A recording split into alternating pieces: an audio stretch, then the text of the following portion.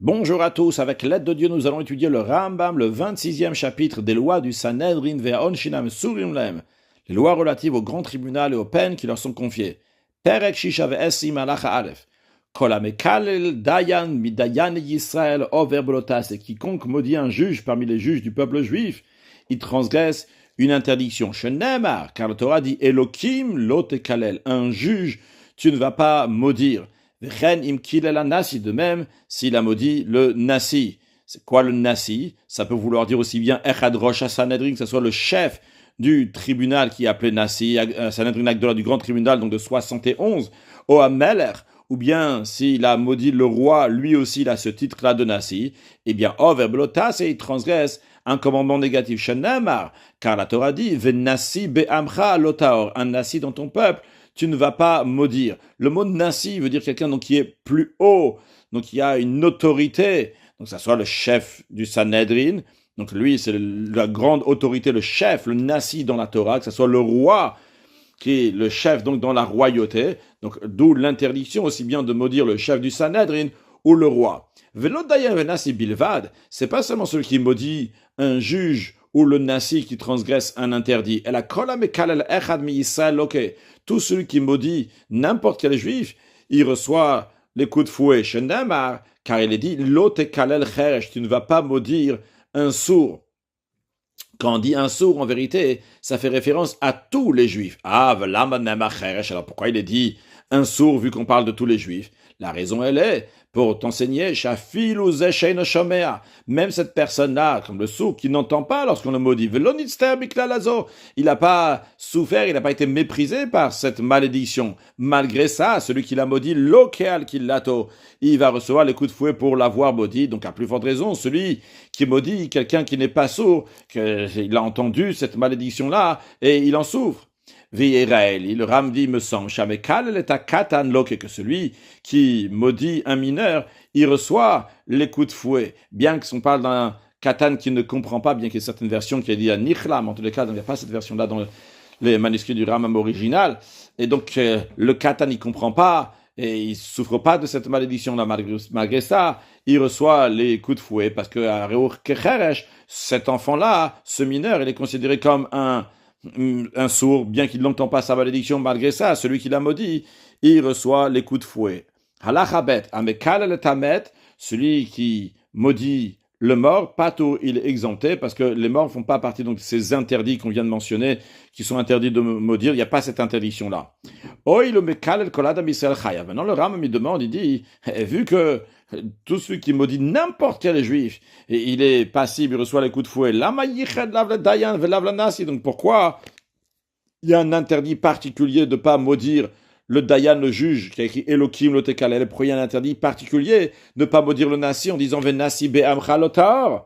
Eh bien, la raison, elle est les chayvoshtaim, pour rendre passible celui qui va maudire le juge ou le nasi, qu'il a transgressé 2 interdits, et donc il est passible aussi de 2 fois les coups de fouet. Nimtsatala, mais donc tu apprends, que celui qui maudit un juif ordinaire, ben ish ben isha, que ce soit un homme ou une femme, ben gadol ben katan, qui soit adulte ou mineur, loke achat, il reçoit une fois les 39 coups de bastonnade, parce qu'il a transgressé un interdit, vim kilel dayan, et s'il a maudit un juge, donc le juge c'est déjà un juif ordinaire, plus de ça c'est aussi un juge, et donc il y a un deuxième interdit, lokeshtaim, il a transgressé 2 interdits, donc il reçoit 2 fois les 39 coups de fouet.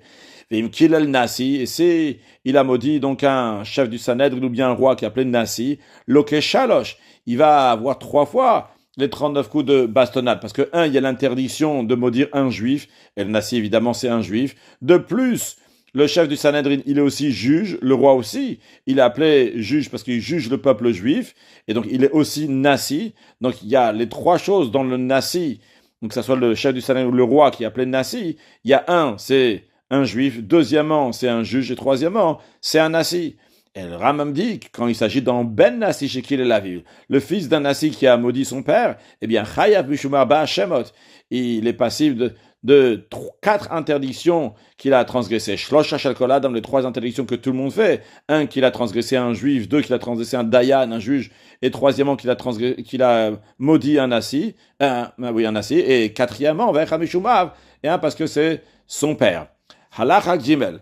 Amekalel Atzmo, celui qui se maudit à lui-même. Loke, il reçoit les coups de fouet, Kemishikil el Acherim, comme si qu'il avait maudit quelqu'un d'autre. Shenemar, car la Torah dit, Yishamer lecha, prends garde à toi, Ushvondavshecha, et prends soin de ta vie. Et celui qui s'est maudit, donc il se fait du mal à lui-même. Quand on te dit Yishamer, eh bien c'est un interdit, on te dit attention à toi, ne te maudis pas.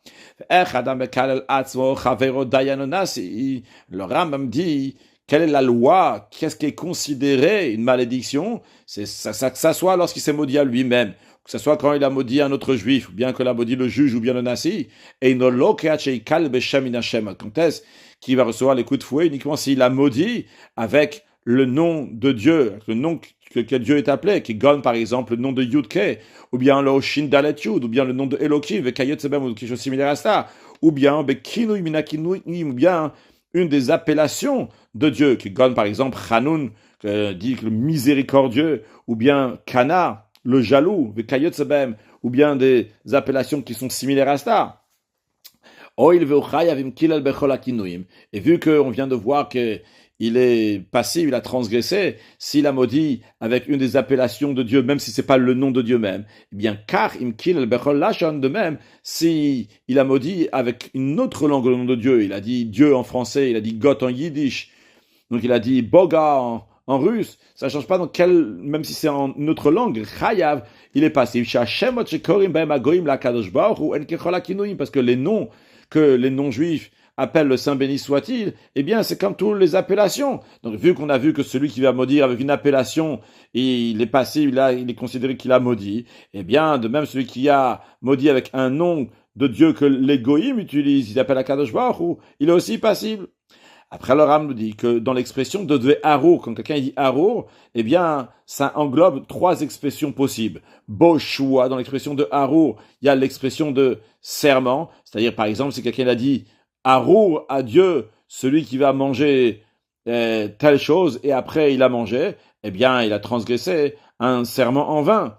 Au Boklala, il y a aussi dans l'expression de Harour, la malédiction, c'est ce qui nous intéresse ici, que s'il a maudit un autre, il lui a dit Harour ata la Hashem chas v'shalom, il lui a dit tu es maudit pour Hashem, eh bien, il est passible, comme si qu'il avait maudit, il s'est considéré qu'il a maudit son ami, donc c'est le langage de Klala. Au bon nidouille, il y a aussi l'expression de mettre au banc, c'est-à-dire que si un sage, il a dit à quelqu'un, pour le mettre en nidouille, il lui a dit Harour ata tu es Harour, eh bien, il est considéré qu'il est mis en banc. Halachadalet, eino loke achiyatubo bifne edim.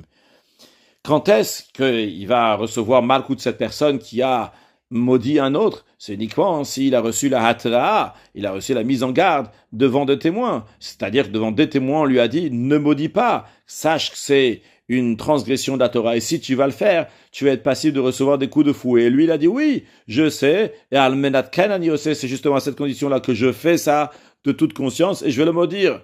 Kisha kol chayav elavin, donc c'est comme toutes les autres personnes qui ont transgressé un interdit de la Torah, que pour leur donner des coups de fouet, c'est obligé qu'il y ait une mise en garde. Avalim lo haïta shamata, mais s'il n'y avait pas de mise en garde, oshekil el bloshem vlokin, ou bien qu'il a maudit, mais sans le nom de Dieu, ou bien même pas avec une appellation du nom de Dieu. Kigon, par exemple, il a dit Harour Ploni, il a juste dit tel soit maudit, sans dire le nom de Dieu. Oshaita Klalaba Miklaladvarim, bien que la malédiction était déduite de ses paroles. Par exemple, Kigon Shehamar, il a dit Allié Ploni Baruch Hashem, que telle personne ne soit pas bénie à Dieu, qu'on sous-entend qu'il va être maudit. O Allié Vacheu Hashem, il a dit que Hashem ne le bénit pas, on comprend de ça, qui veut dire qu'Hashem va le maudire. Avec Kayet Sebitvarim, des choses qui sont similaires à cela. Eh bien, dans ces cas-là, Eino Loke, il ne reçoit pas les coups de fouet. Alachae. Bien que on a vu dans la Chadal, dans toutes ces formules-là, il ne reçoit pas les coups de fouet. Malgré ça, s'il a insulté un érudit en Torah, quelle que soit la manière, Mendadinoto, le tribunal, va le mettre au banc.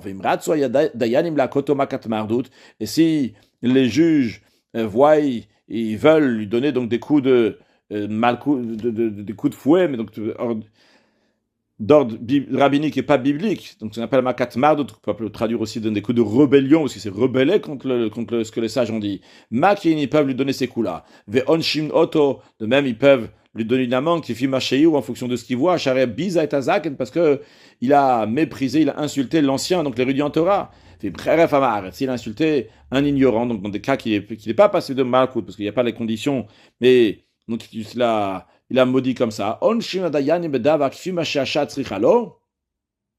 Les juges vont le punir en fonction de la nécessité du moment, de l'époque, les fiamecharef, en fonction de la personne qui insulte le fusée, en fonction de la personne qui a reçu l'insulte. En fonction de la nécessité de l'heure, les juges ils vont voir ce qu'il faut faire. Halacha vav.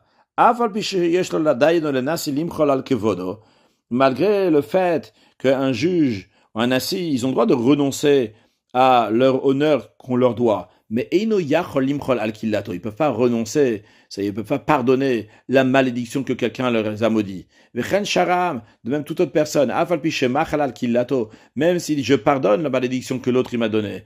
Malgré cela, on donne des coups de fouet à celui qui a maudit, parce qu'il a déjà fauté et il est passible de recevoir ces coups de fouet. Mais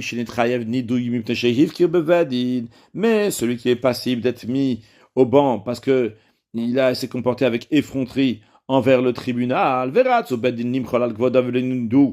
que le tribunal désire renoncer à l'honneur qui lui est dû, et ils vont pas le mettre en banc, eh bien ça, ils ont le droit, c'est autorisé. Vehu, mais ça que c'est autorisé et qu'ils vont pardonner, c'est uniquement à condition, que ça va pas affecter l'honneur qui est dû au Créateur. Kegon, par exemple, dans un cas où le peuple traite avec mépris les propos de la Torah et les juges. Alors, vu que le peuple, les gens se sont laissés aller dans la matière, dans ce sujet-là, dans ce cas-là, les Juifs doivent prendre des mesures fermes, donc se renforcer et de donner des punitions qui finissent Mashir et la haine, comme bon leur semble. Halacha zayin. Quiconque fait juger une affaire par des juges non juifs, ou be'arkaot shelahem, et dans leurs tribunaux, même si leur loi c'est exactement les mêmes, ils vont trancher la même chose que dans le jugement du peuple juif. À cette personne-là, c'est un mécréant, c'est comme si qu'il avait insulté Hachem, veherim yad betorat Moshe Rabbeinu, littéralement qu'il a levé sa main contre la Torah de Moshe Rabbeinu. Car il est dit, voici les lois, les décrets que tu vas présenter, que tu vas mettre devant eux.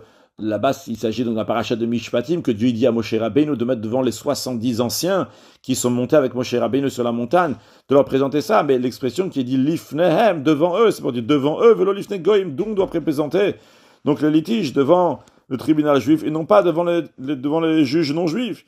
De même, l'expression de lifnehem veut dire devant eux, devant des juges qui savent la loi, velo lifne diotot, et non pas devant des juges qui sont ordinaires.